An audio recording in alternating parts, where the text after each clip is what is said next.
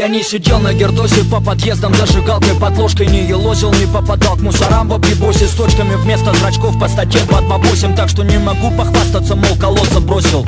И это еще полбеды, что я не ставился белым. В моей биографии полно других позорных пробелов. В школе я не был самым сильным и смелым. Меня чмырили хулиганы за мягкие нравы, хилое тело. Они же списывали у меня потом контрошки, ведь я был еще и отличник. Мало того, что чмошник, в маленькой пухлой голове кипели планы мести. Я знал, когда мы вырастем, каждый будет на своем месте. Мой юный друг, тебе знакомы эти симптомы? Еще и в интернете всякие тролли и гномы так и норовят назвать обидным словом школота. Да, я понимаю твой подход, но не беда, это не навсегда. Не переживай, дружок, с каждым прожитым днем все ближе последний звонок. И если даже вдруг никто так и не даст на выпускном, все равно не парься, дадут как-нибудь потом.